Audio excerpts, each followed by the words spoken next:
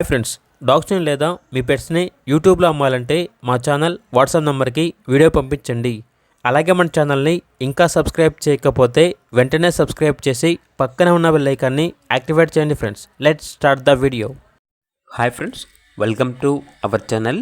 ఈరోజు మీకోసం blue eyes woolly coat Siberian husky puppy అనేది అమ్మకానికైతే తీసుకురావటం జరిగింది. మేల్ పప్పి యాల్బ్లో ఉంది.